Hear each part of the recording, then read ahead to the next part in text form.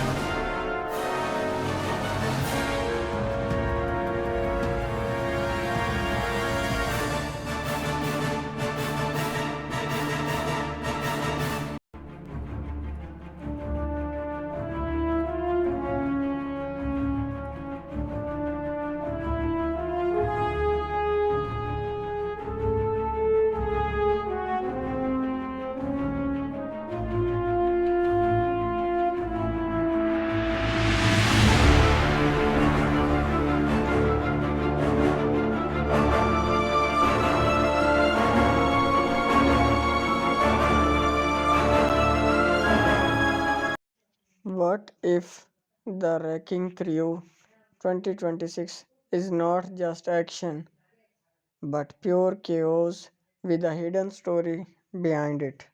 Plom. In this video, I break down shocking facts, behind the scenes secrets, and the real truth about the film. Welcome to J Film Reviews, where movies get exposed the right way. The Wrecking Crew is a 2026 American buddy cop action comedy movie. It is directed by Angel Manuel Soto and written by Jonathan Tropper.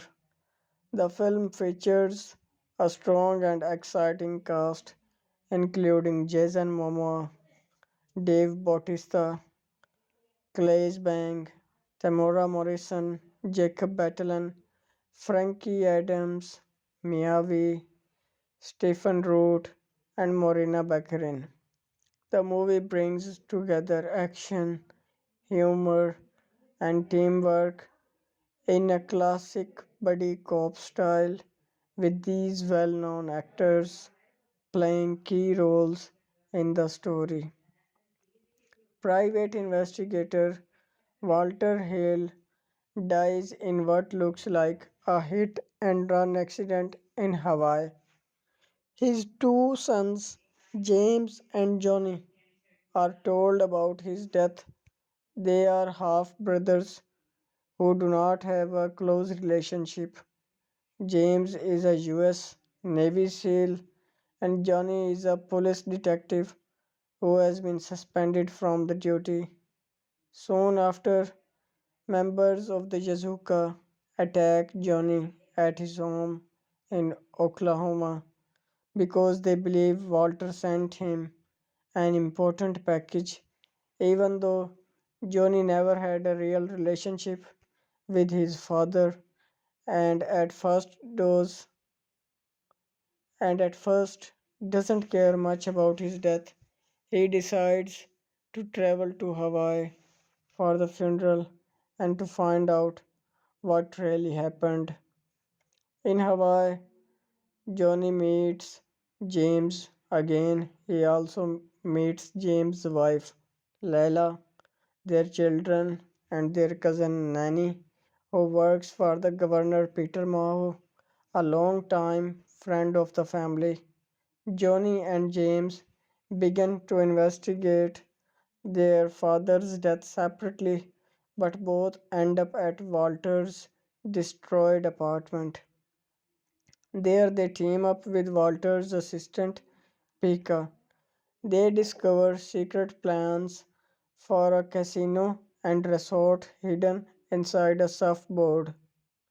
With Nanny's help, they learn that the casino is planned to be built on protected Hawaiian homelands where a small local community already lives. The brothers attend a party at the house of Marcus Rubicos, the man planning to build the casino. At the party, Johnny finds out that Walter had been hired by both Marcus and his wife, Monica, to secretly investigate each other. At the same time, James meets Nakamura, a Yakuza leader whose company owns the vehicle involved in Walter's death. The next day, Johnny goes to speak with Monica, but he finds her dead, believing Marcus is responsible. Johnny confronts him, however, Marcus' security guards beat Johnny and he ends up in jail. After Johnny is released, he and James argue and fight to settle their problems with each other. During this emotional moment, Johnny explains that he wants to solve their father's murder because he was never able to solve the murder of his own mother. James then reveals that he sent Johnny away years ago to protect him from a dangerous local crime group called the Syndicate, which Johnny believes was responsible for their mother's death. This secret caused the distance between them. Later, Johnny receives a call from his ex girlfriend Valentina in Oklahoma. She tells him that a package from Walter has arrived at his house. Valentina brings the package to Hawaii herself. Inside, they find a flash drive that works as a key to a digital wallet that belonged to Walter. Before they can study it further, more Yakuza members attack them. After fighting them off, they open the digital wallet and discover it contains millions of dollars. They also find records of money transfers linked to offshore bank accounts owned by Governor Maho. The brothers realize that Marcus Robico's working together with Yakuza had been bribing the governor. The plan was to make gambling legal and get permission to build the casino on the Hawaiian homeland. They understand that Walter was killed after he uncovered this illegal plan and sent the flash drive to Johnny to keep it safe. Soon Robicos calls James and Johnny and tells them he has kidnapped Leela and Nanny. He demands the flash drive in exchange for their lives. The brothers attack his house, rescue Leela and Nanny, and defeat both Nakamura and Robicos. Governor Maho is later arrested for corruption. The leader for the syndicate gives Johnny the name of the person who killed his mother as a sign of respect for dealing with the Yakuza. However, Johnny chooses to burn the paper with the killer's name, deciding to let go of his past. In the end, Johnny decides to stay in Hawaii with James, and together they plan to use the millions of dollars left by their father to start a new chapter in their lives. detail about this movie production. The production journey of the Wrecking Crew represents a significant collaboration between major Hollywood entities and talented individuals who brought together an ambitious vision for a buddy cop action comedy. The film's production was spearheaded by Jeffrey Pearson, serving as producer for Metro Goldwyn Mayer, one of the Hollywood's most storied studios.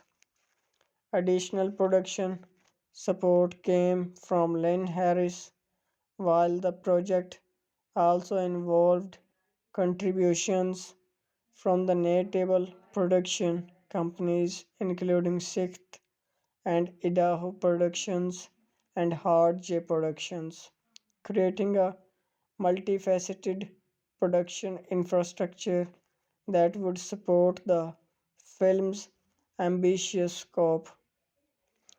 Metro Goldwyn Mayer's involvement in the Wrecking Crew marked an important investment in the action comedy genre, particularly in an era where streaming platforms have increasingly become the primary distribution method for major studio productions.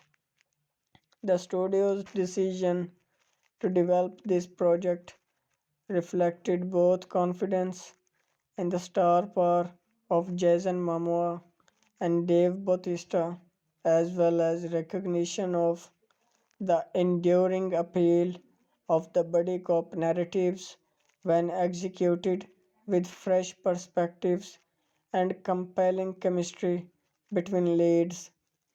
The production team assembled for the Wrecking Crew brought diverse expertise to the project. Jeffrey Pearson's role as producer meant overseeing the complex logistics of the production that would eventually span multiple international locations, coordinate elaborate action sequences, and and manage a substantial ensemble cast.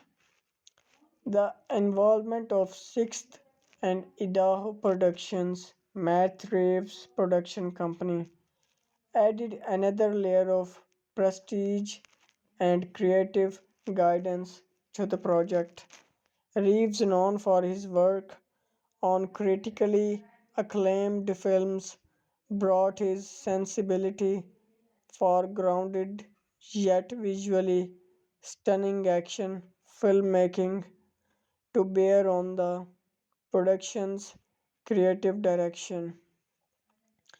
The production infrastructure required for the Wrecking Crew was substantial, given the film's ambitious scope, combining action set pieces with comedy, dramatic character development, and the logistical challenges of filming in Hawaii and New Zealand.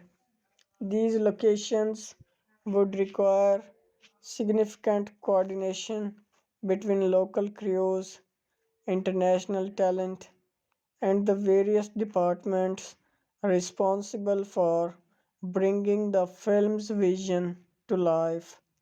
The production team had to manage everything from securing permits for location shooting to coordinating the complex stunts that would define many of the film's most memorable sequences. Hard J Productions' involvement suggested additional creative input and production support, creating a collaborative environment where multiple production entities could contribute their expertise and resources. This multi company approach to the production has become increasingly common in contemporary Hollywood filmmaking, particularly for mid to large budget action films that require substantial financial backing and diverse creative perspectives to succeed both artistically and commercially. The production's commitment to authenticity in its Hawaiian setting required careful attention to local culture, casting, and representation. This meant engaging with Hawaiian communities, employing local talent both in front of and behind the camera, and ensuring that the film's portrayal of Hawaii extended beyond superficial tourism imagery to capture something genuine about the location and its people. This cultural sensitivity would become an important aspect of the production's identity and marketing. Development and pre production. The development history of the Wrecking Crew reveals a project that evolved significantly from initial concept to the final production, navigating the complex landscape of studio politics, creative collaboration, and the practical realities of coordinating schedules for major Hollywood stars. The film's origins trace back to an original idea developed collaboratively by screenwriter Jonathan Tropper, Jason Momoa, and Dave Bautista, demonstrating the increasingly common trend of star driven development in contemporary Hollywood, where actors with significant box office draw can help shepherd projects from conception through production. In November 2021, the project generated substantial industry interest, sparking a four-way bidding war among major studios eager to secure what industry insiders recognized as a potentially lucrative property. The combination of Tropper's proven screenwriting abilities, Momoa's global star power following his success in the Aquaman franchise and the other major projects, and Bautista's rising profile as both an action star and increasingly respected dramatic actor created a package that multiple studios viewed as highly desirable. MGM ultimately prevailed in this competitive bidding process, securing the rights to develop and produce the film. The original concept centered on a buddy cop action comedy framework, drawing inspiration from classic films in the genre while attempting to bring fresh perspectives through its lead's unique chemistry and the Hawaiian setting. Tropper's involvement as screenwriter was crucial to the project's appeal, as he had established himself as a writer capable of balancing action, comedy, and genuine emotional depth in his work. His script would need to create space for both Momoa and Bautista to showcase their individual strengths while building chemistry as an unlikely partnership. Following MGM's acquisition of the project, development entered a new phase focused on attaching a director who could realize the script's potential while managing the complex demands of action filmmaking. The studio's first choice for director was David Leitch, an experienced action filmmaker with a strong track record in the genre. Leach had built a reputation for innovative action choreography and visual style, having worked as a stunt coordinator and second unit director before transitioning to directing features. His involvement suggested the studio's commitment to delivering high quality action sequences that would differentiate the wrecking crew from other entries in the buddy cop genre. Under Leitch's potential direction, the production began pre production work, including location scouting in Hawaii. These scouting trips represented significant investment in understanding how the Hawaiian locations could serve both the narrative requirements of the script and the visual spectacle expected from a major action film. Scouts would have evaluated everything from potential sites for action sequences to locations that could provide authentic atmosphere for character driven scenes, all while considering the practical logistics of filming in these locations. However, this iteration of the project encountered a significant obstacle when Leach's scheduling commitments with The Fall Guy, another major action film, created conflicts that ultimately proved insurmountable.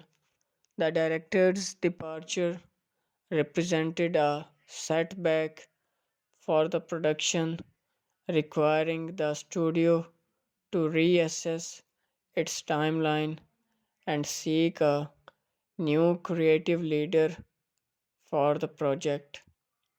This kind of directorial change is not uncommon in Hollywood development, but it can create challenges in maintaining momentum and ensuring that the project's vision remains consistent through personal transitions.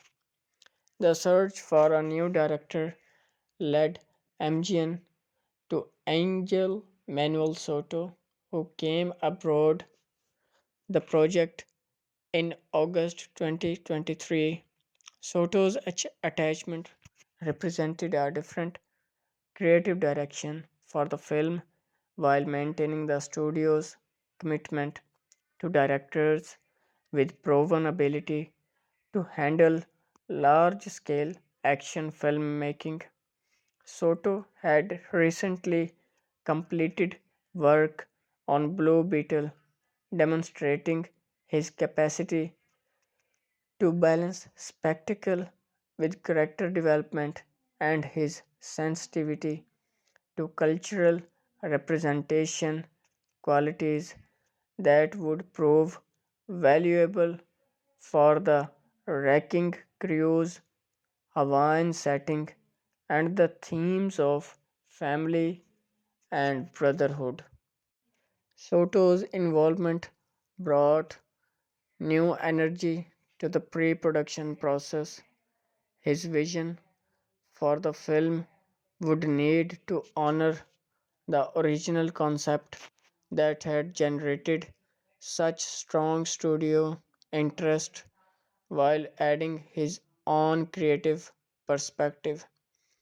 The director's background and sensibilities suggested an approach that would emphasize the cultural specificity of the Hawaiian setting, the emotional authenticity of the central relationship between the two brothers, and the action sequences that served character and story rather than existing purely for spectacle. Pre production under Soto's direction involved extensive preparation across all departments. The production design team would need to create visual concepts for everything from the film's Hawaiian locations to specific set pieces for major action sequences. The costume department would work to establish distinct visual identities for the two lead characters while ensuring that supporting cast members had well defined looks that communicated character through wardrobe choices.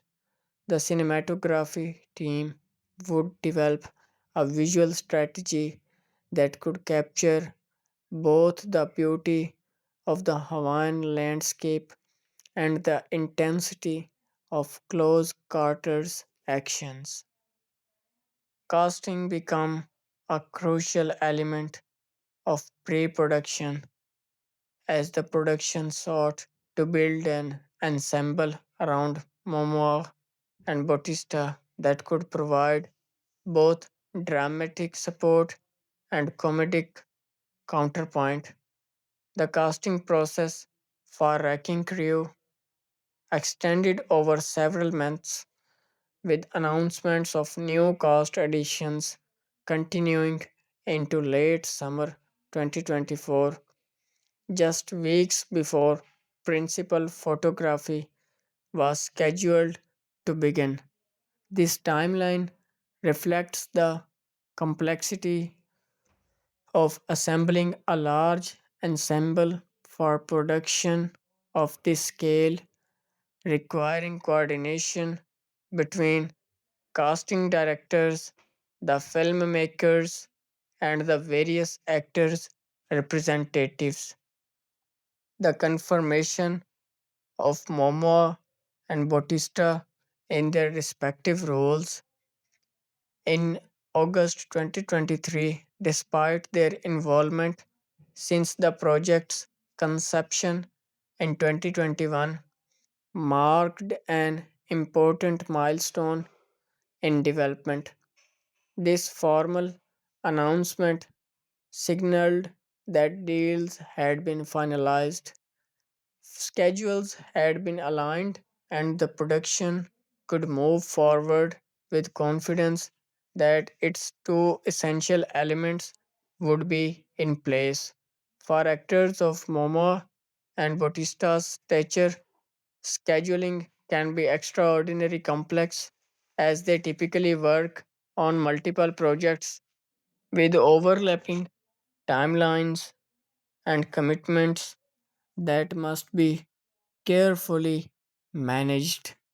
The casting of Claes Bank, Tamura Morrison, Jacob Batalon, Frankie Adams, Miyavi, and Stephen Root in August 2024 represented a significant expansion of the film's ensemble. Each of these actors brought distinct qualities to the production. Bank, a Danish actor with international recognition, would provide a different cultural perspective to the predominantly American and Pacific Islander cast. Morrison himself of New Zealand Maori descent, brought authenticity and gravitas to his role while representing an important connection to Pacific Islander culture. Battleon's casting drew on his established audience recognition from Spider-Man franchise, potentially bringing younger audiences to the film. Adams, a New Zealand actress of Samoan descent, continued the production's commitment to authentic representation of Pacific Islander cultures. Miyavi, a Japanese musician and actor, added international star power and unique screen presence. Root, a character actor with extensive credits across film and television, would provide the kind of reliable supporting performance that grounds even the most outlandish action comedy scenarios. September 2024 brought additional casting announcements, including Marina Baccarin, whose inclusion added another recognizable name from the major franchise filmmaking. Baccarin's versatility as an actress capable of handling both dramatic material and action oriented roles made her a valuable addition to the ensemble. The announcement also included Lydia Peckham, Romata Fox, and Branscombe Richmond, further expanding the film's cast with actors who could contribute to the authenticity of the Hawaiian setting and cultural representation. A particularly poignant aspect of the film's casting involves David Hackley Cannibal, for whom the wrecking crew would serve as his final acting role. The wrecking crew would serve as his final acting role before his death on June 12, 2025.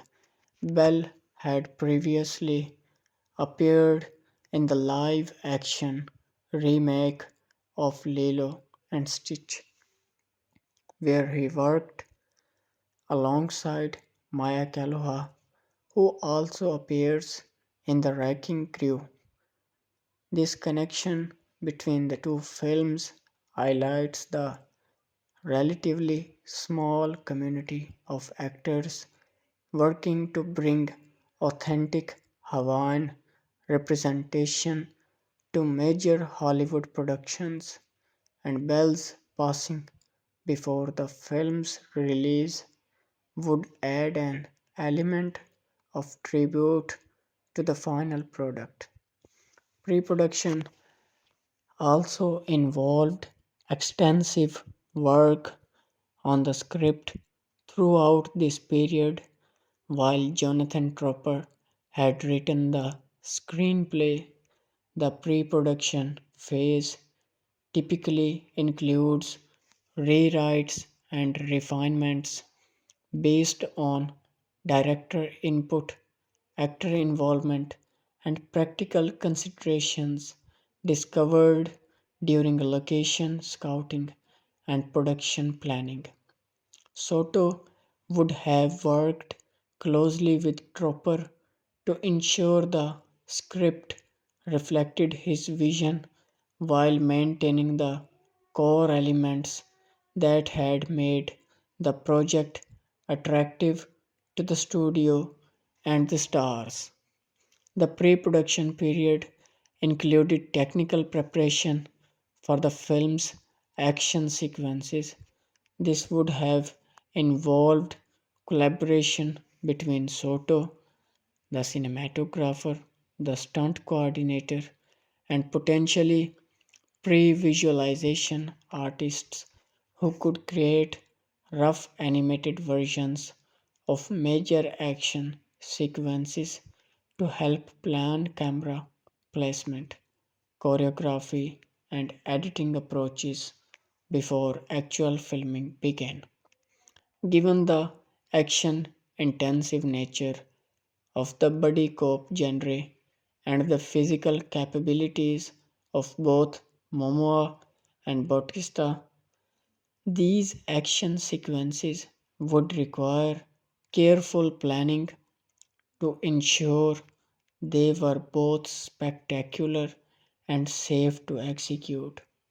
Location management represented another crucial pre production task. Beyond the initial scouting that had occurred under David Light's involvement, the production would need to finalize specific locations, secure necessary permits, and coordinate with local authorities and communities. Filming in Hawaii involves particular considerations regarding environmental impact, cultural sensitivity, and the practical logistics of bringing a major film production to the locations that may not have extensive infrastructure for supporting such operations. The decision to also film in New Zealand added complexity to the pre production planning. The New Zealand has become a popular filming destination for major Hollywood productions, partly due to favorable tax incentives and exchange rates, but also because of the country's diverse landscapes and well developed film production infrastructure.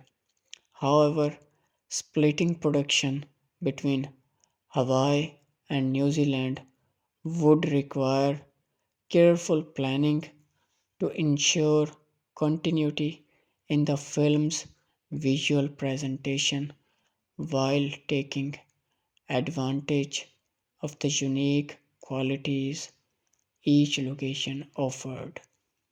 Pre production budgeting and scheduling would have been extensive undertakings for a production of this scale.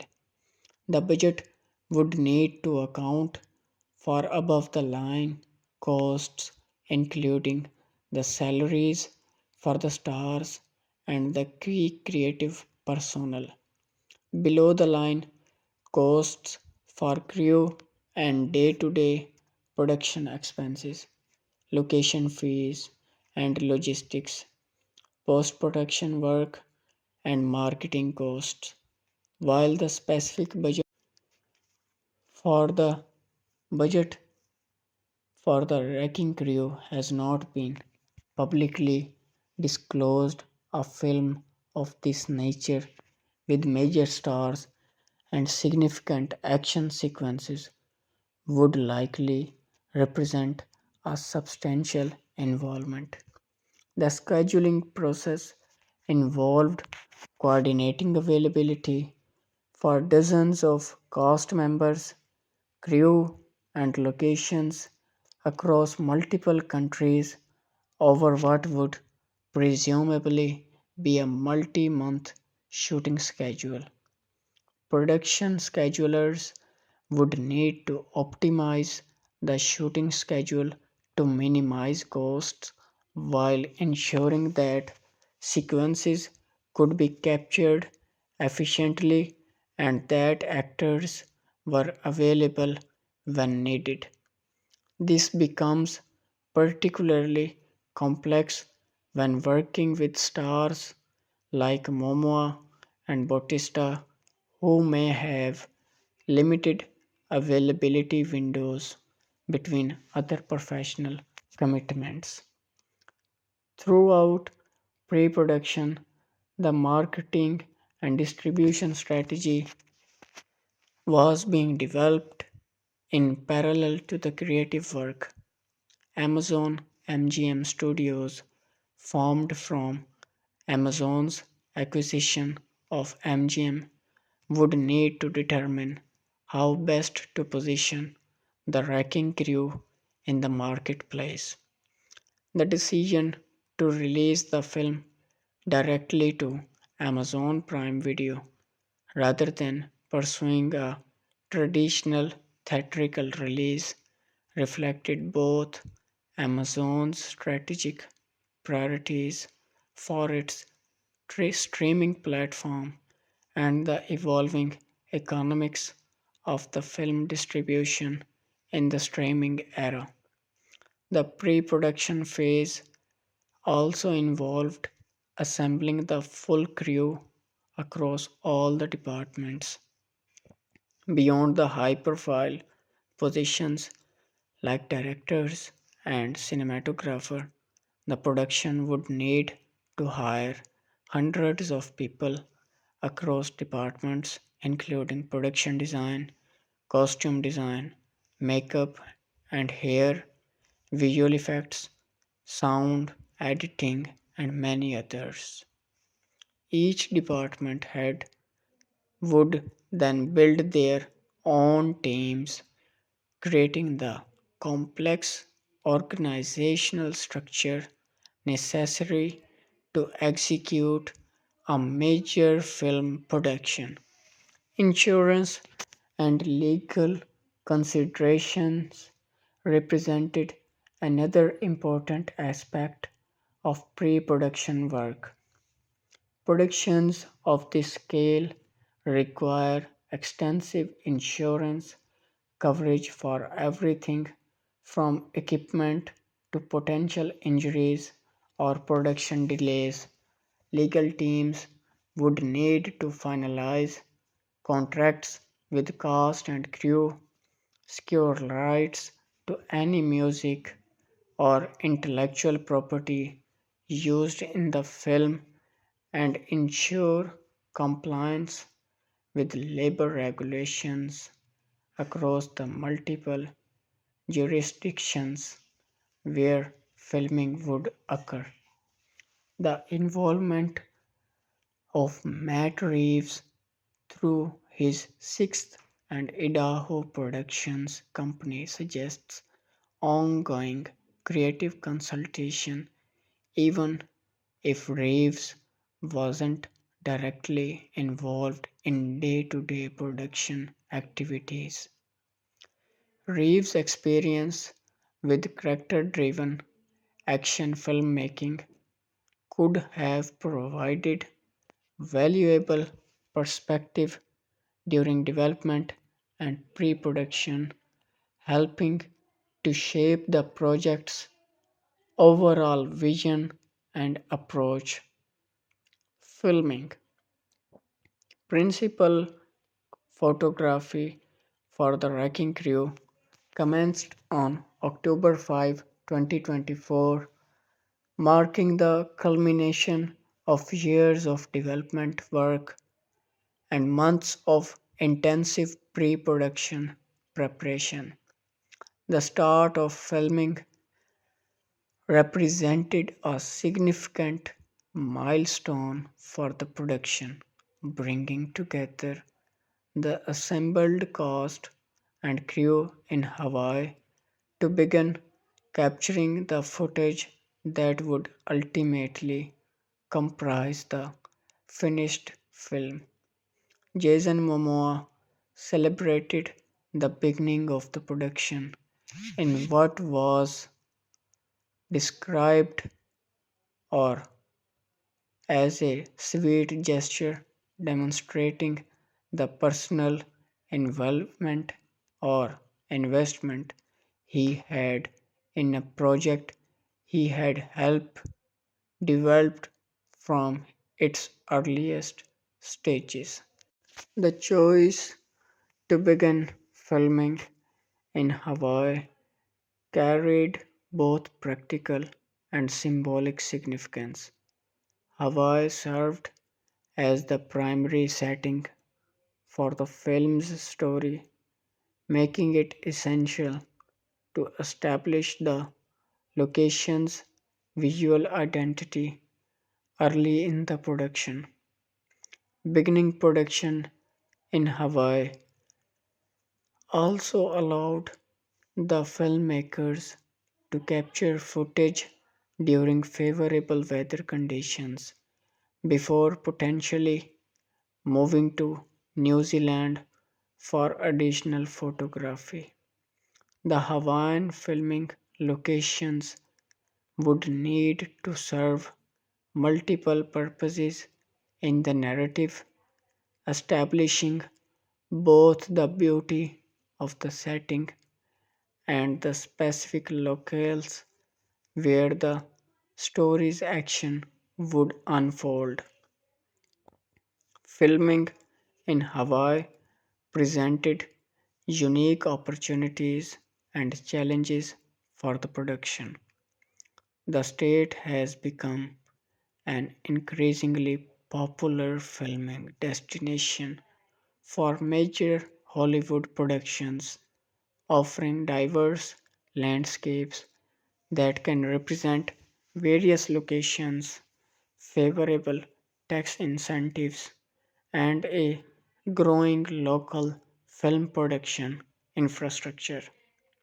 However, filming in Hawaii also requires sensitivity to the local communities, environmental concerns, and the practical challenges of bringing large scale film production equipment and personnel to islands with limited resources compared to mainland production centers.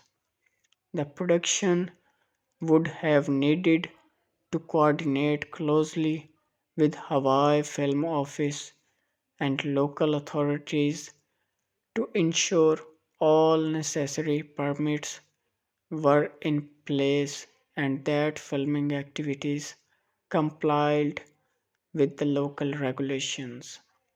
This coordination would have been particularly important for any scenes involving public locations, traffic control, or potentially disruptive filming activities.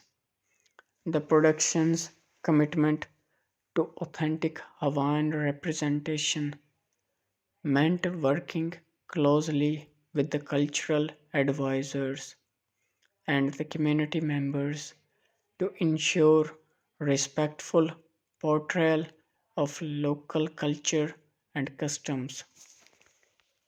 The filming process in Hawaii would have involved capturing a variety of different types of scenes, from intimate character moments to large scale action sequences. The buddy cop genre typically requires a balance between quieter scenes that develop character relationships and explosive actions, set pieces that provide spectacle and excitement. Director Angel Manuel Soto would have needed to manage this tonal balance while maintaining consistent visual style and performance energy across very different types of scenes. Working with leads Jason Momoa and Dave Bautista presented its own particular considerations. Both actors brought substantial experience with action filmmaking, but their individual styles and approaches would need to be harmonized to create the chemistry essential for a successful buddy cop dynamic. Momoa's natural charisma and physical presence would serve his role as the loose cannon cop, while Bautista's background in professional wrestling and subsequent acting career had given him skills in both physical performance and increasingly nuanced dramatic work. The physical demands on both lead actors would have been substantial. Action filmmaking requires long hours of physically demanding work, often in challenging environmental conditions. Hawaii's tropical climate meant dealing with heat and humidity during outdoor filming, which could be particularly taxing during action sequences requiring multiple takes and extended physical exertion.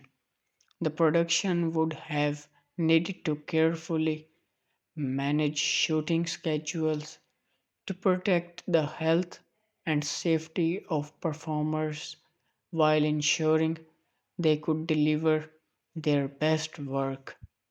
Stunt coordination would have been a crucial element of the Hawaiian filming. The film's action sequences would likely have involved a combination of practical stunt work performed by the actors themselves when safe and appropriate, and specialized stunt performers for more dangerous or technically complex maneuvers.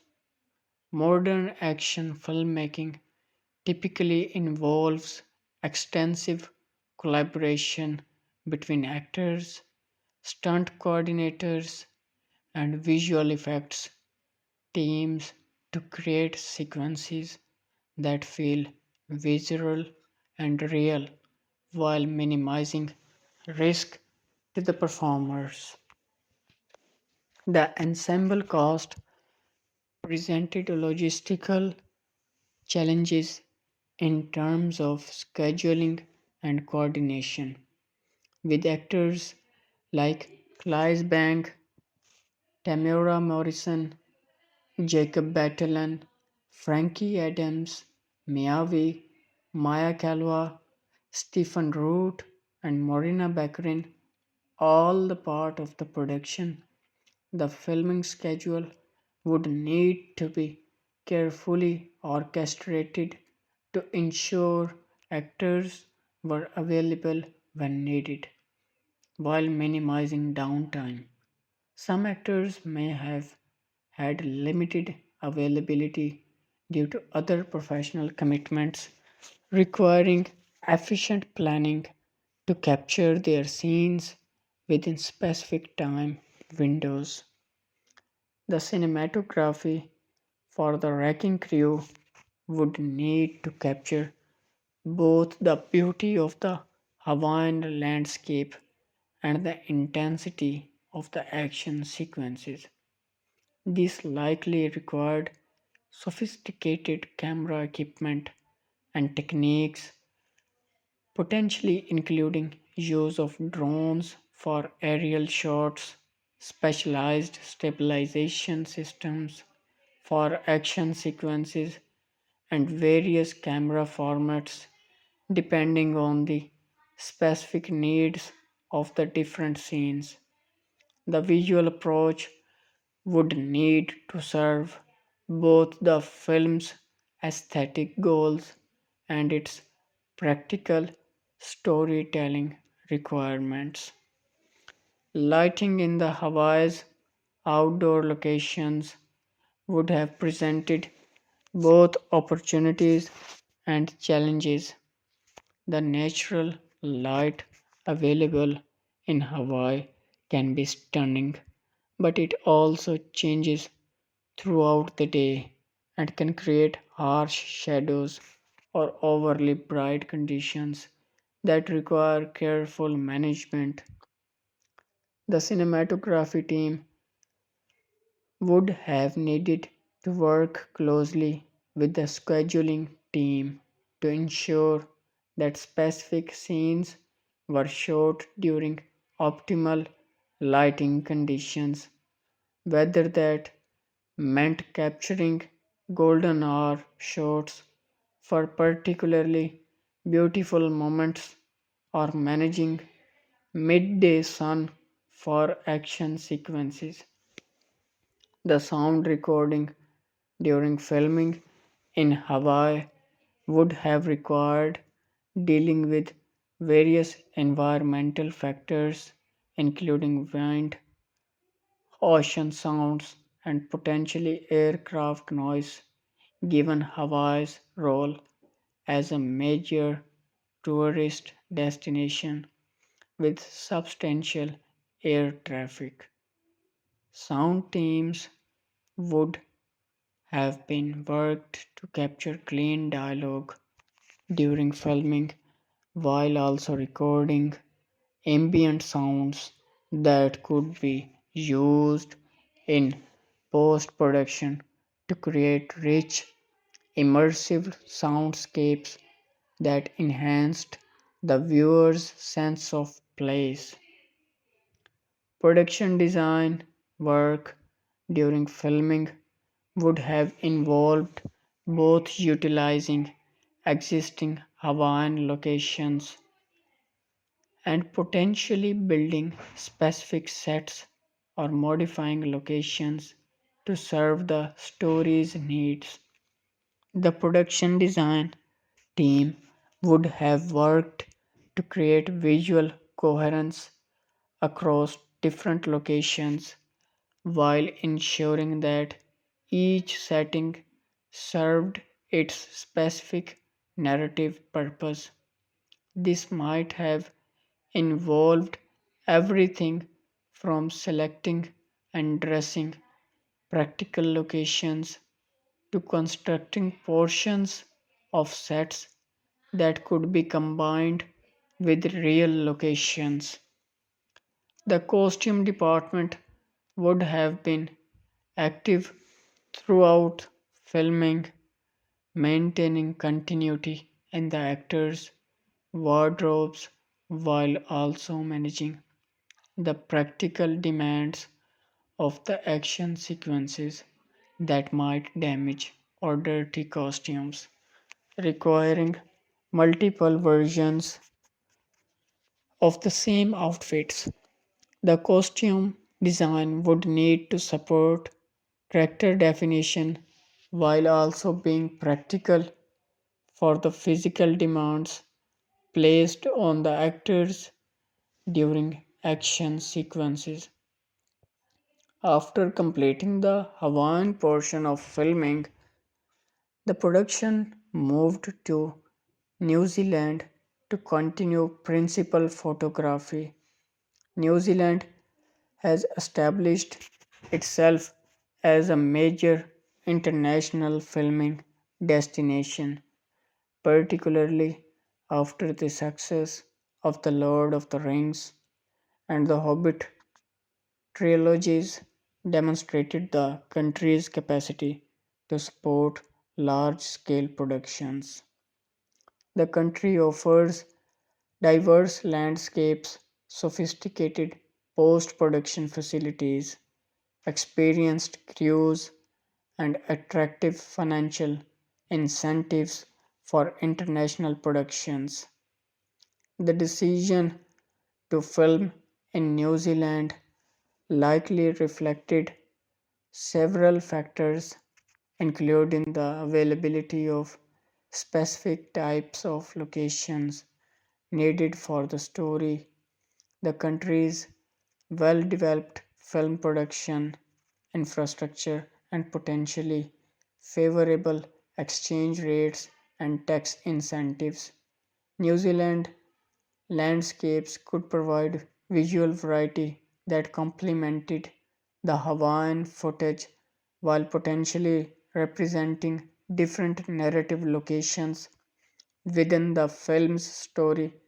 The country's film industry has developed substantial expertise in supporting action oriented productions, making it a natural choice for a film like The Wrecking Crew.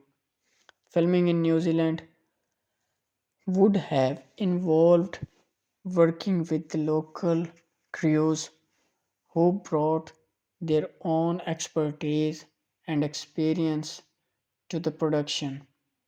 The country's film industry has developed a reputation for highly skilled technicians and craftspeople across all the departments, a legacy of major productions that have filmed there over the past decades, integrating New Zealand crew members with the core production team that had worked in the Hawaii would have required clear communication and coordination to maintain consistency in the production's approach and quality.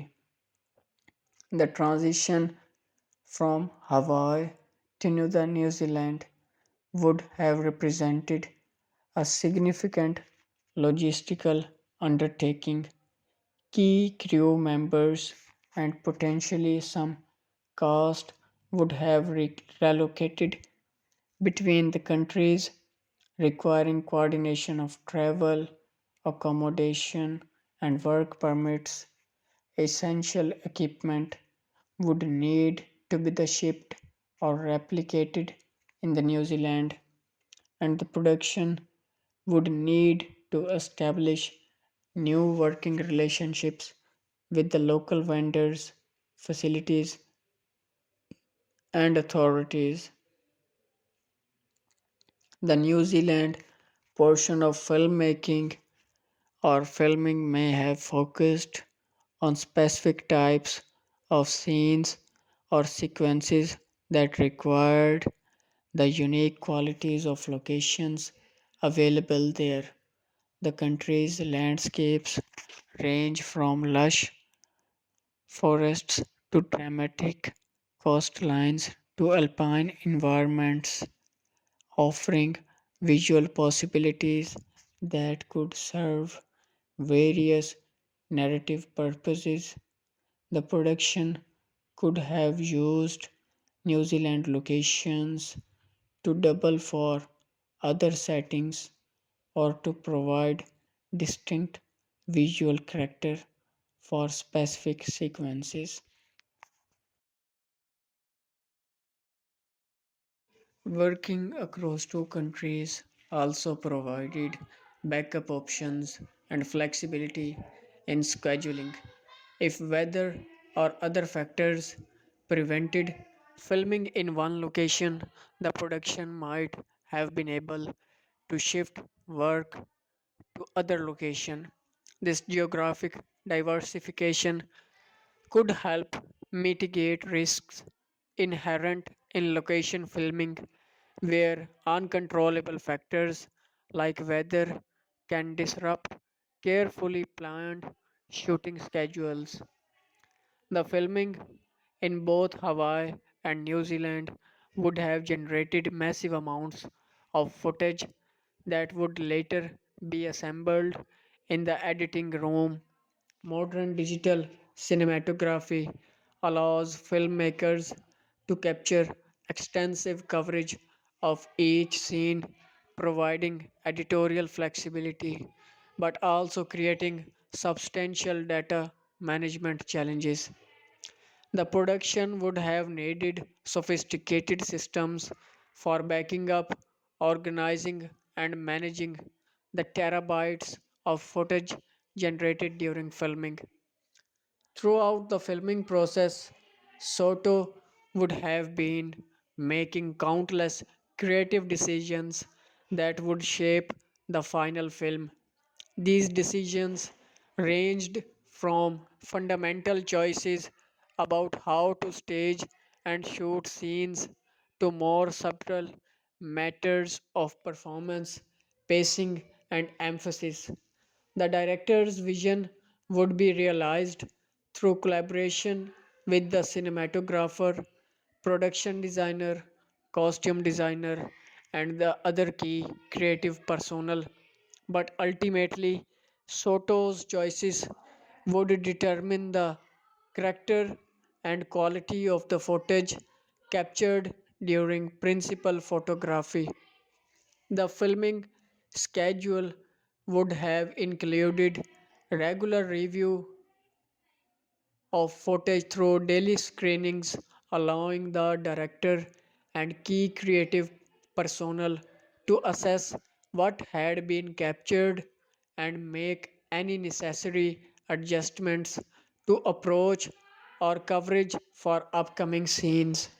This review process is essential for ensuring that the production is capturing what it needs to tell the story effectively in the editing room, allowing problems to be identified and addressed while the cast and crew are still available for additional photography if needed.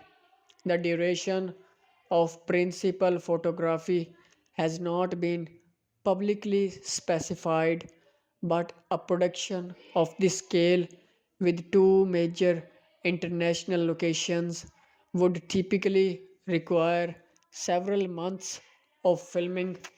The schedule would have been designed to maximize efficiency while allowing adequate time to capture both the character driven scenes and elaborate action sequences essential to the film's success.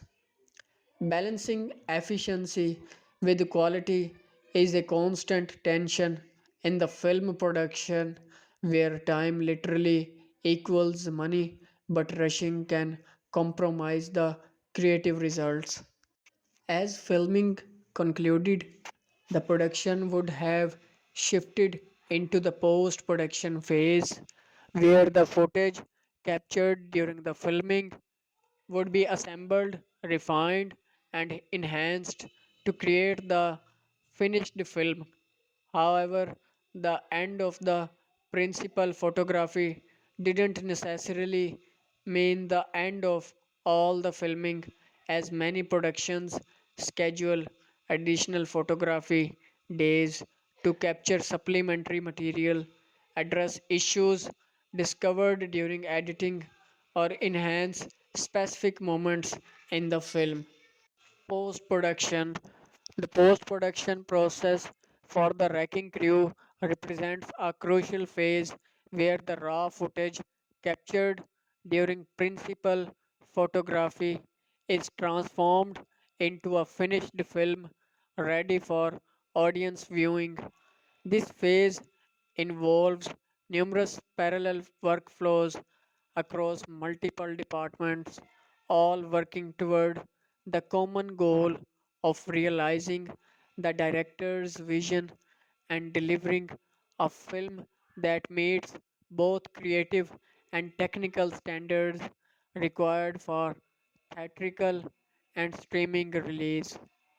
While specific details about the wrecking crew's post production process have not been extensively publicized, the general workflow for a film of this nature follows established patterns in contemporary Hollywood filmmaking.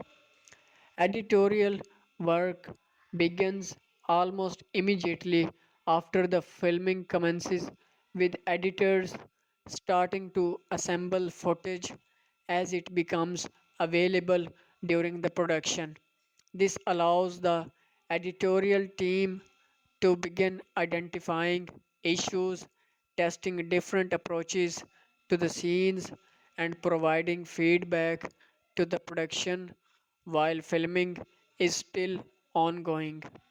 The editor or editorial team for the wrecking crew would have worked closely with director Angel Manuel Soto throughout this process, translating the coverage shot during filming into a coherent narrative that balanced action, comedy, and character development.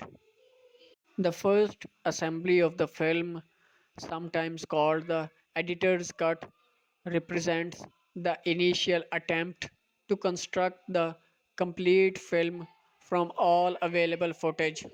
This version typically runs longer than the intended final running time, as it includes most or all of the material shot without yet making the difficult decisions about what to trim or remove entirely.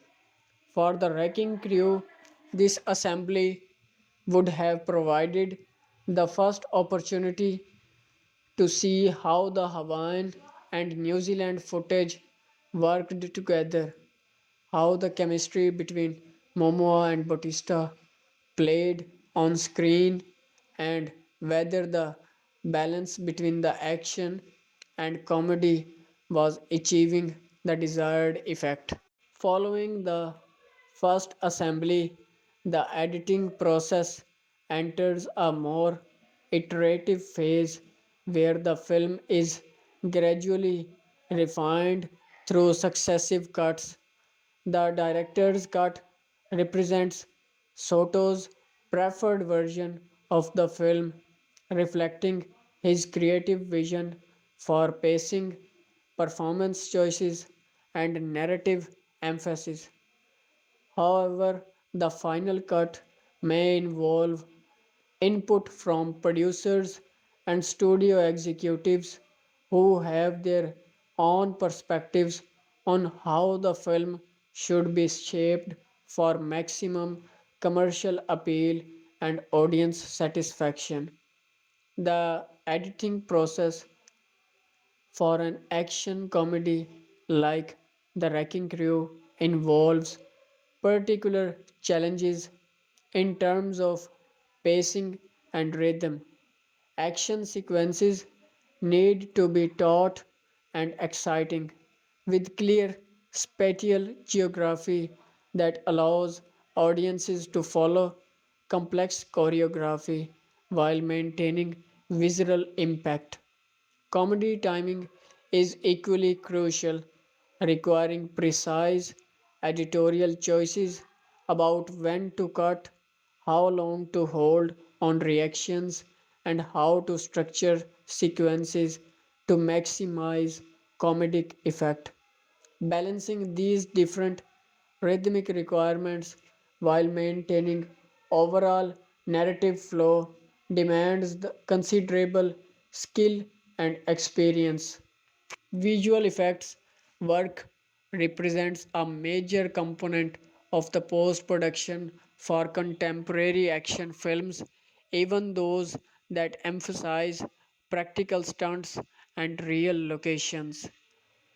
Visual effects can range from relatively subtle work like removing safety equipment or enhancing practical effects to more extensive digital creation of elements that would be impossible or prohibitively dangerous to capture practically. The wrecking crew would likely have employed visual effects for various purposes, including background replacement, digital set extensions, enhancement of action sequences, and removal of unwanted elements from shots. The visual effects process typically involves multiple specialized vendors working on different aspects of the film. A visual effects supervisor would have been involved from pre production through the post production, helping plan how effects would be achieved during filming and then overseeing the execution of those effects in the post production. Modern visual effects work is highly collaborative with constant communication between the editorial team, the director, and the various visual effects artists to ensure that effects serve the story and maintain visual consistency throughout the film. Color correction and grading represent crucial steps in establishing the film's final visual character.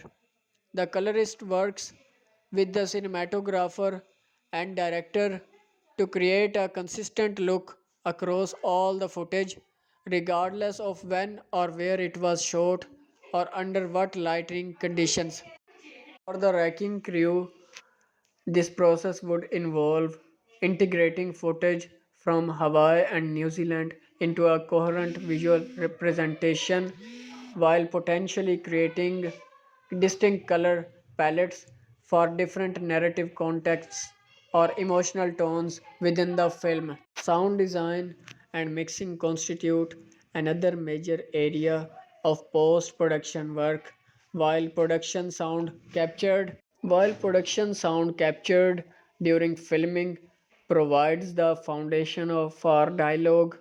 The full soundscape of the film is created in the post production through layers of sound effects, ambient sound, Foley work, and careful mixing of all these elements.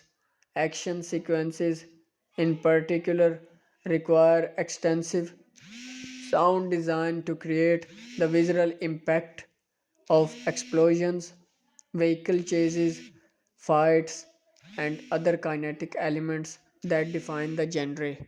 Dialogue editing and ADR means automated dialogue replacement work to ensure that all dialogue is clear and intelligible while sounding natural and appropriate to the scene. Some dialogue captured during filming may need to be replaced or supplemented due to technical issues, background noise, or creative decisions made during editing. Actors are brought into recording studios to re-perform their lines while watching the footage, attempting to match their original performance while achieving better technical quality. Foley artists create specific sound effects by performing actions in sync with the picture, recording everything from footsteps to the rustling of clothing to the handling of objects. These sounds, while subliminal to audiences, contribute significantly to the richness and realism of the film's soundscape. For an action film like The Wrecking Crew, Foley work would be particularly extensive given the physical nature of the performances and the importance of sound in conveying the impact of action sequences. Music integration represents a crucial final layer of the audio post production process. The score, composed of Bobby Carlick, would need to be recorded potentially with a full orchestra depending on the musical approach and then carefully integrated into the film's sound mix. The music editor works to ensure that the score fits precisely with the picture, supporting emotional moments, building tension in action sequences, and enhancing comedy without overwhelming or contradicting the film's other audio elements. The final mix brings together all the audio elements, dialogue, sound effects, foley, and music into a cohesive whole that serves the film's narrative and emotional goals. Mix engineers work to balance these elements, ensuring that dialogue remains clear and intelligible while action sequences maintain their sonic impact and the score provides emotional support without dominating. The mixing process also involves creating different versions of the soundtrack for different playback contexts, from theatrical systems with advanced surround sound to television speakers and mobile device playback. Quality control throughout the post production ensures that the film meets technical standards for its intended distribution platforms. For the Wrecking Crew being released on Amazon Prime Video, this would involve meeting Amazon's specific technical requirements for streaming content while potentially also preparing versions suitable for potential theatrical exhibition or other distribution windows. Quality control involves checking for technical issues, continuity errors, and ensuring that all the creative decisions have been properly executed. The post production timeline for the film, like The Wrecking Crew, with principal photography completed in late 2024 and release scheduled for January 28, 2026, suggests approximately 15 months for post production work. This timeline is relatively generous by contemporary standards, allowing adequate time for careful editorial refinement, sophisticated visual effects work, and comprehensive sound design and mixing. The timeline would have been carefully planned to ensure all work could be completed at the necessary quality level while meeting the fixed release date.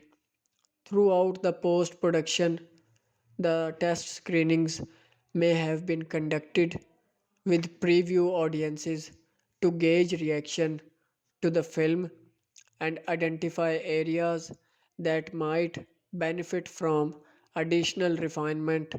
These screenings provide valuable feedback about pacing, clarity of narrative, effectiveness of comedy and action sequences, and overall audience satisfaction. While test screening results don't dictate the final form of the film, they can inform editorial and creative designs during the final stages of post production. They can inform editorial and creative decisions during the final stages of post production. The post production also involves close coordination with the marketing team who need materials for creating trailers, promotional clips, and other marketing assets. This requires balancing the creative needs of finishing the film with the practical requirements of supporting the marketing campaign. Specific scenes or shots may be prioritized for completion earlier in the post production process to enable their use in marketing materials, even if other portions of the film are still being refined. Legal clearances and final rights verification occur during post production, ensuring that all the music, visual elements, and other potentially protected material used in the film has been properly licensed and credited. This legal review is essential for avoiding potential litigation and ensuring the film can be distributed without legal encumbrances. For a film shooting in Hawaii and New Zealand with an international cost, this process would involve navigating multiple jurisdictions and legal frameworks. The creation of deliverables for distribution represents the final stage of post production. This involves generating all the various technical versions of the film required for different distribution platforms, creating subtitle and caption files, preparing marketing materials, and ensuring all the documentation is in order for a streaming release on Amazon Prime Video. This would involve preparing files that meet Amazon's specific technical specifications for video quality, audio formats, and metadata. Music. The musical dimension of the Wrecking Crew was entrusted to Bobby Carlick, a composer who brought a distinctive sensibility to the project while building on his previous collaboration with director Angel Manuel Soto. Carlick, who also performs under the name The Hexen Clock, has established himself as a composer capable of creating scores that balance traditional orchestral elements with more experimental and electronic textures, bringing a modern edge to the film music while respecting the emotional and narrative needs of the medium. The announcement of that Carlick would compose the score, The Wrecking Crew, came in December 2025, relatively close to the film's January 2026 release date. Though this timeline is not unusual, as music is typically among the final elements to be completed in the post production process.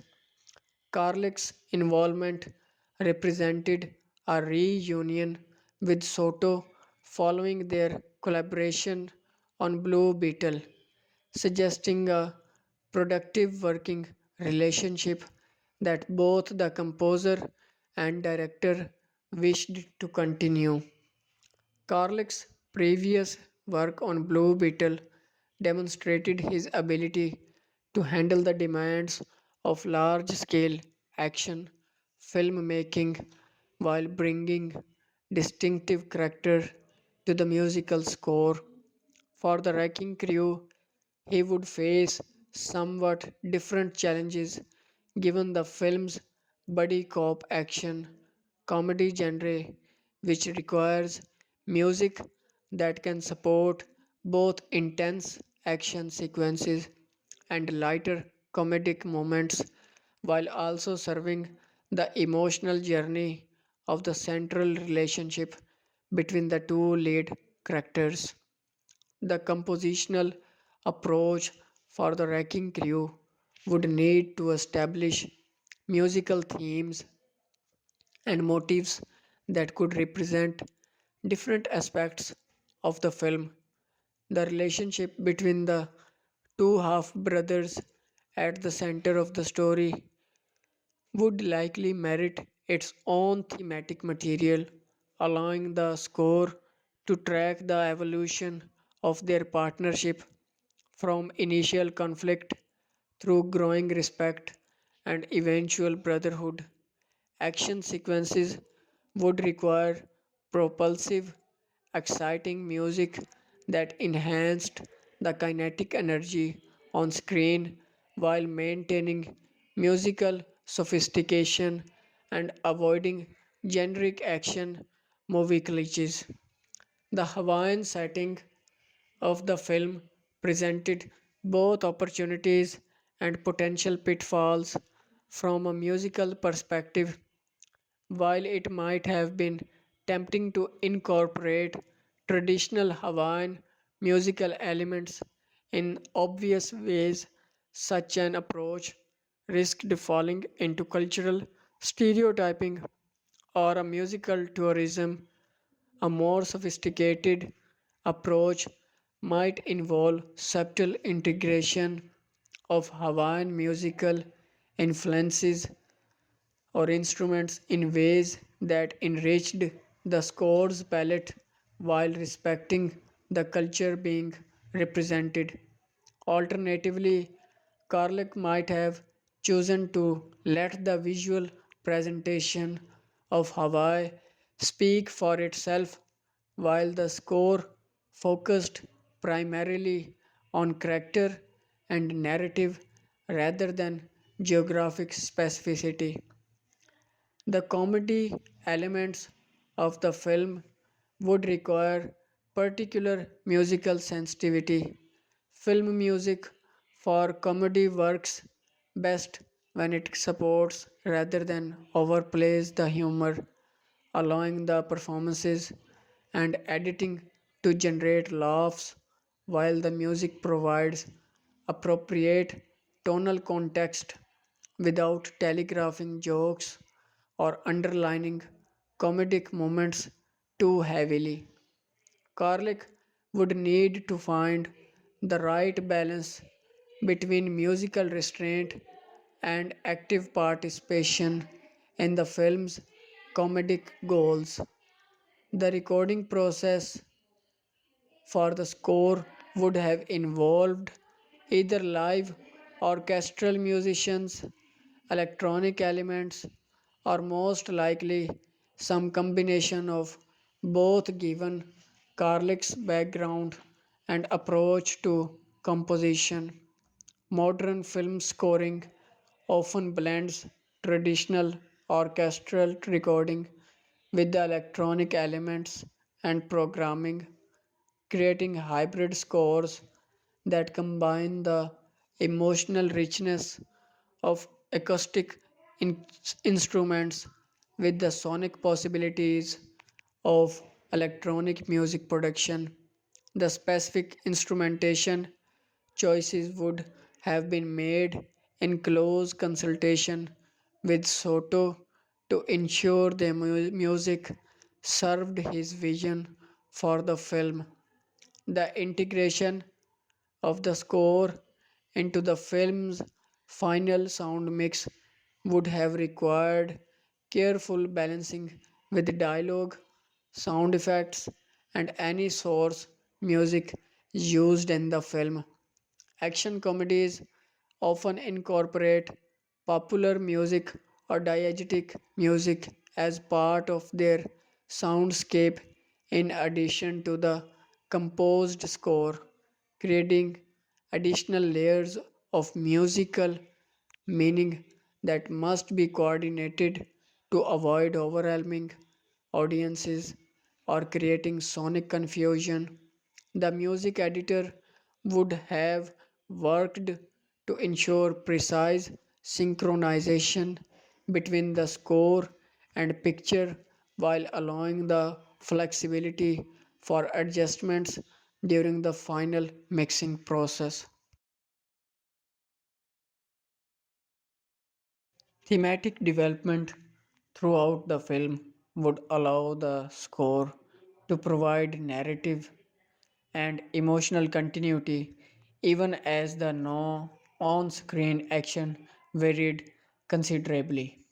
Recurring musical motifs associated with specific characters, relationships, or ideas could be varied and developed across the film's runtime, creating musical arcs that parallel the narrative and character arcs. This kind of thematic development requires careful planning and execution, but can significantly enhance the emotional impact and narrative coherence of a film.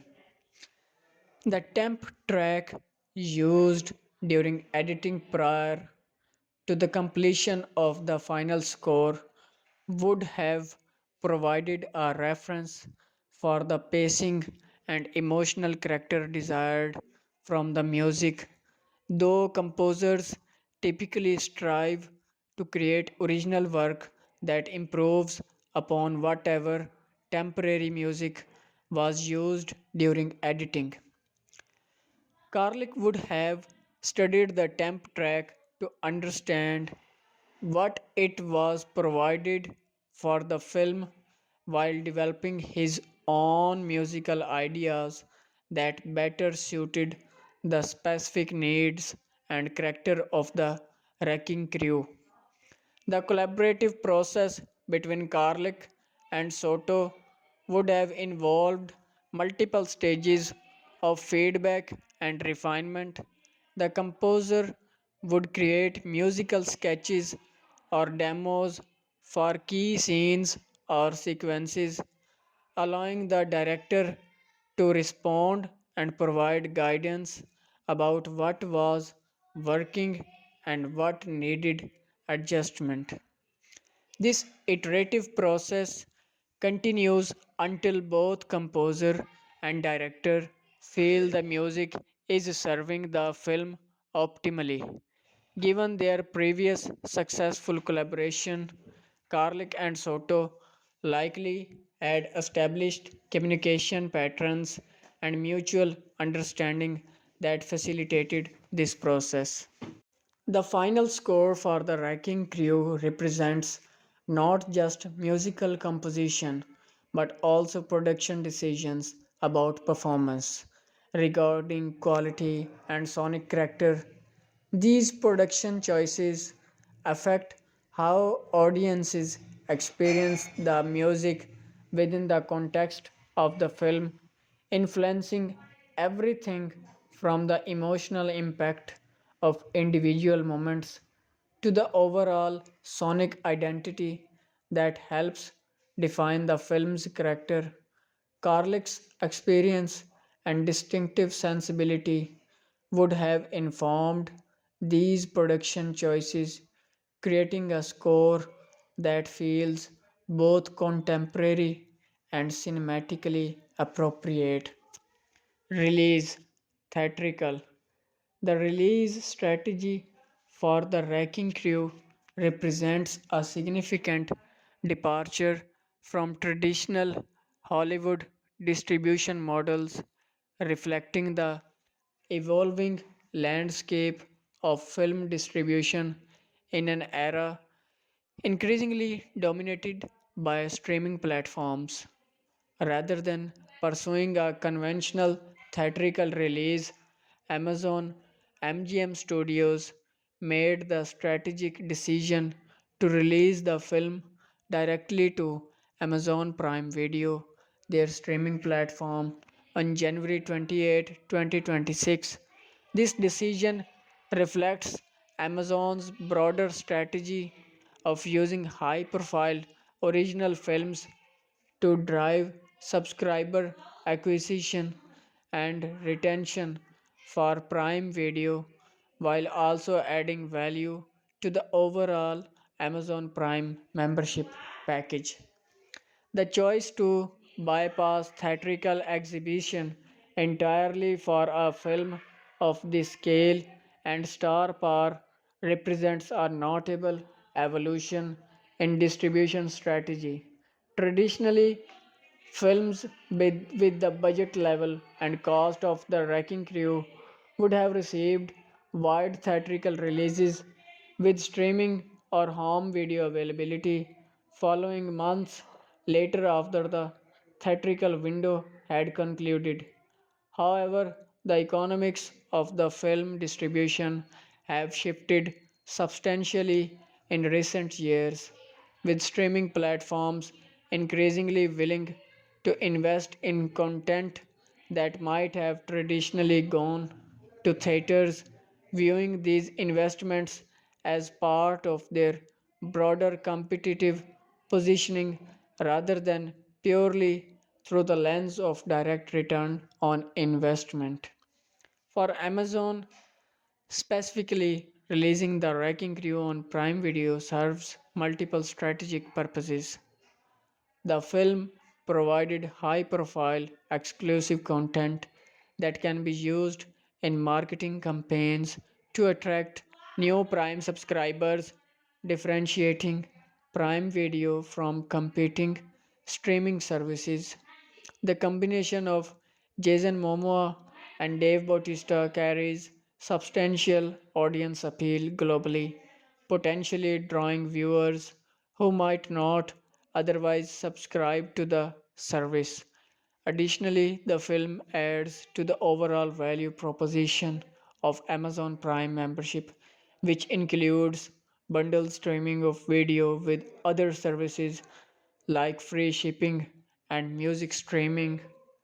etc. The January 28, 2026 release date places The Wrecking Crew in the early months of the year, a period that has traditionally been considered less prestigious for film releases compared to the summer blockbuster season or the awards focused fall and winter months.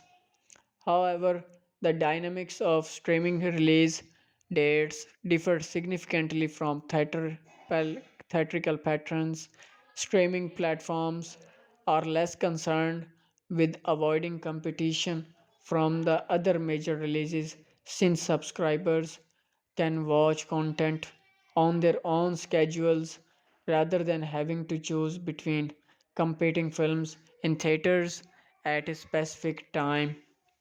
The global simultaneous release that streaming platforms enable represents another significant advantage over traditional theatrical distribution. Rather than rolling out across different territories over weeks or months, the Wrecking Crew would become available to the Prime Video subscribers worldwide simultaneously, assuming no specific regional licensing restrictions. This global availability maximizes the cultural impact of the release, allowing worldwide audiences to discover and discuss the film at the same time, potentially creating more significant social media conversation and cultural momentum. Marketing for a streaming release requires different strategies than theatrical marketing campaigns. While theatrical releases depend heavily on creating awareness and urgency to drive opening weekend attendance, streaming releases benefit from sustained visibility and word of mouth recommendations that can drive viewership over extended periods.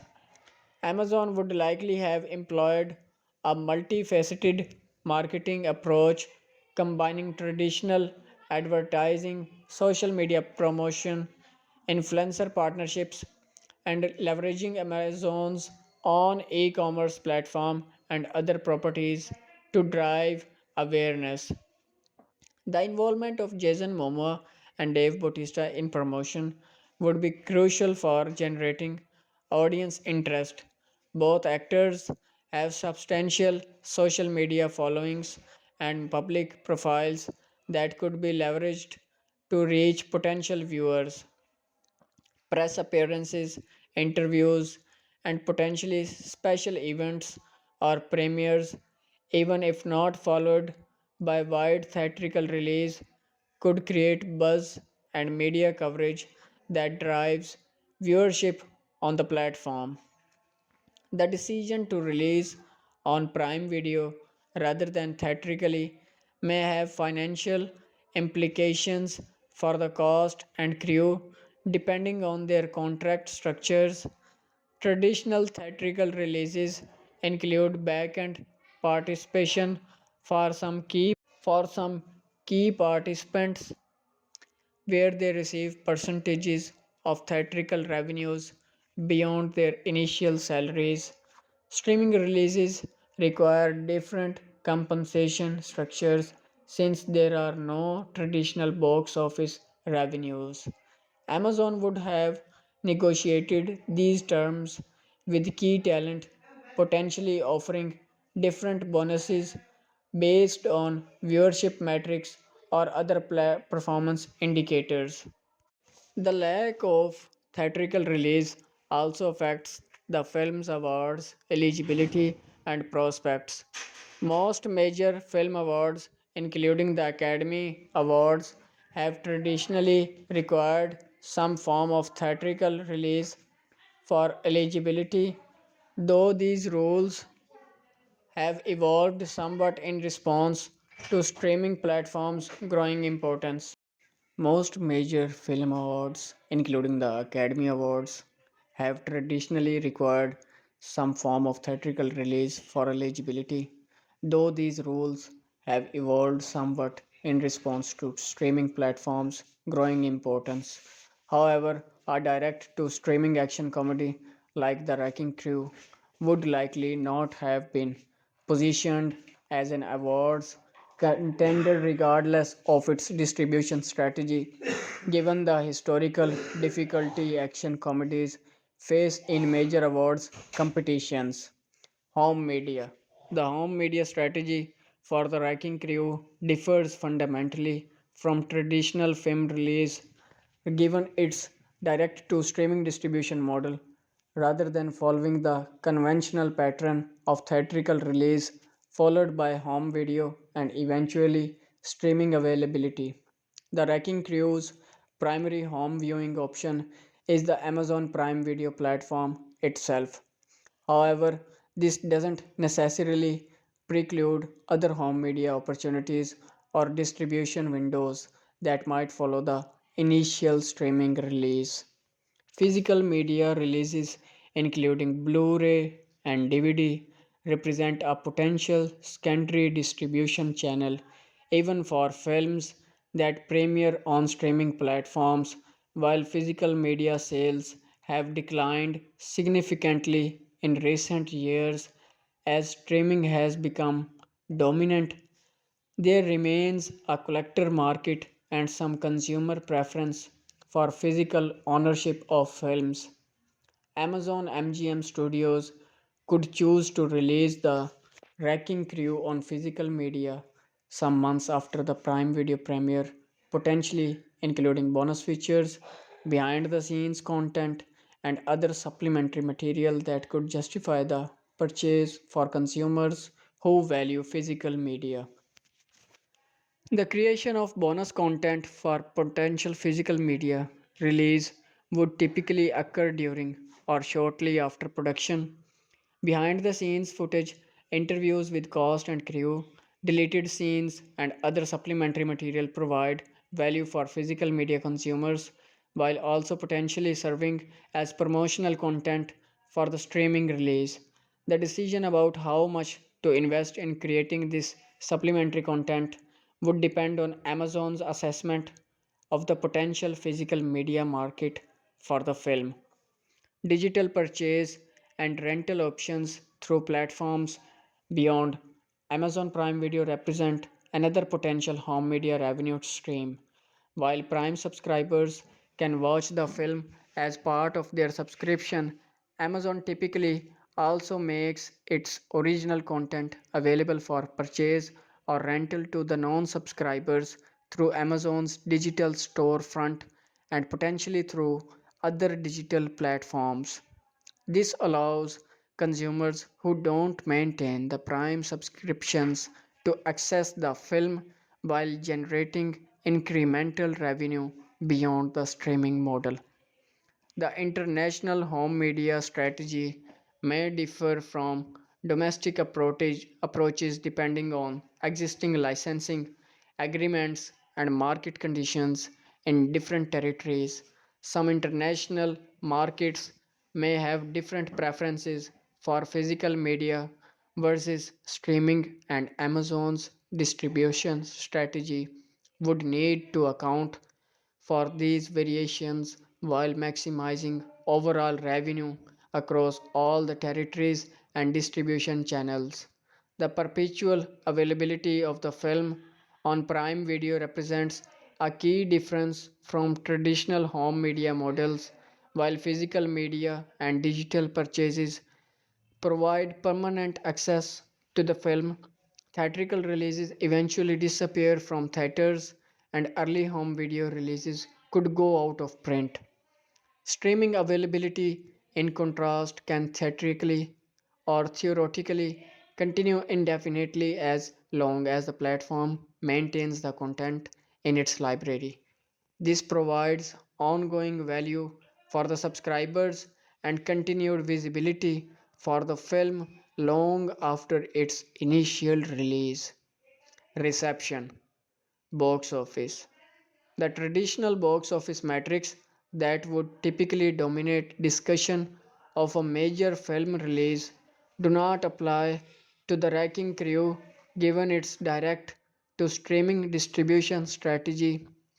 Without theatrical exhibition, There are no domestic or international box office grosses to report, no opening weekend numbers to analyze, and no traditional measures of commercial success based on ticket sales. This represents a fundamental shift in how the success or failure of major films is evaluated in the streaming era. Instead of the box office revenue, the success of the Wrecking Crew would be measured through the streaming viewership metrics. Though Amazon and other streaming platforms have historically been reluctant to share detailed viewership data publicly. Unlike box office numbers, which are publicly tracked and reported, streaming viewership remains largely proprietary information controlled by the platforms themselves. This opacity makes it difficult for outside observers to assess the commercial performance of streaming releases with the same precision available for the theatrical films. The metrics that streaming platforms do occasionally release include total views, hours watched, or placement on watched list for specific time periods. However, these metrics are not standardized across platforms, making comparisons difficult and limiting the ability to contextualize any single film's performance relative to industry benchmarks. Additionally, platforms may selectively release data for successful titles while remaining silent about underperforming content, creating a skewed public perception of streaming content performance. For Amazon specifically, the success of the Wrecking Crew might be measured through its impact on Prime subscriber growth, subscriber retention, or engagement with the Prime Video platform. If the film drove significant new subscriptions or prevented existing subscribers from canceling, it would be considered successful even without generating direct revenue through the ticket sales. The lifetime value of subscribers acquired or retained through the film's availability could far exceed what the film might have earned theatrically.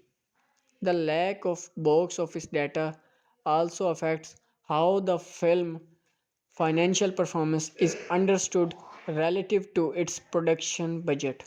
The theatrical films can be clearly categorized as profitable or unprofitable based on comparison production and marketing cost to the theatrical revenue. For streaming releases, the calculation is more complex and opaque, involving assessments of subscriber value, platform positioning, and long term strategic benefit rather than simple revenue calculations. International performance would similarly be measured through regional viewership data rather than territory specific box office numbers. Amazon Prime Video's global reach means the film couldn't find audiences in markets where a theatrical release might have been limited or non existent, potentially expanding the film's cultural footprint beyond what traditional distribution would have allowed.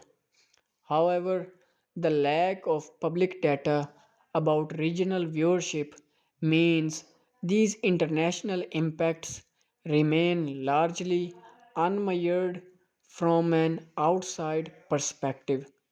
The absence of box office competition and box office driven narratives changes the cultural conversation around the film. Theatrical releases generate significant media coverage around opening weekend performance, with the box office results often interpreted as cultural validation or rejection of the film. Streaming releases escape this immediate judgment, allowing films to find audiences over longer periods without the pressure of opening weekend performance. defining public perception of the success or failure. Critical response. The critical reception of the Wrecking Crew would typically be assessed through reviews from professional film critics at major publications, aggregated review scores on platforms like Rotten Tomatoes and Metacritic, and broader critical discourse about the film's qualities and achievements. As of the information available, specific critical responses to the film have not been documented, as reviews would typically be published around or shortly before the film's January 28, 2026 release date. Critical evaluation of buddy cop action comedies typically focuses on several key elements, including the chemistry between the lead actors, the quality and inventiveness of action sequences, the effectiveness of the comedy, the coherence of the plot, and the overall balance between different tonal elements. For the Wrecking Crew, critics would likely pay particular attention to how Jason Momoa and Dave Bautista work together, whether their pairing generates the kind of entertaining conflict and eventual camaraderie that defines successful entries in the genre.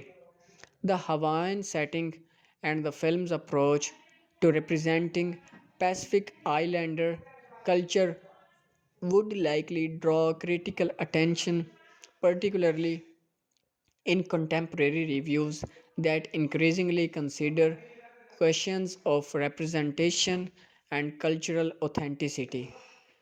Critics might evaluate whether the film treats Hawaii as merely an exotic backdrop or engages more substantively with the location and culture, whether the casting of Pacific Islander actors in significant roles feels authentic and respectful, and whether the film's narrative involves Hawaii in meaningful ways rather than using it purely for visual appeal. Director Angel Manuel Soto's work would be assessed based on how effectively he handles the various demands of the buddy cop action comedy genre. Critics might evaluate the visual style he brings to the film, his ability to choreograph and capture compelling action sequences, his work with the actors in developing characters and chemistry, and his success in balancing action, comedy, and character development. Comparisons to his previous work on Blue Beetle would be inevitable, with critics considering whether he demonstrates growth as a filmmaker or maintains a consistent level of quality. The screenplay by Jonathan Tropper would likely receive attention regarding its plotting, dialogue, character development, and how well it serves as a vehicle for the lead actors.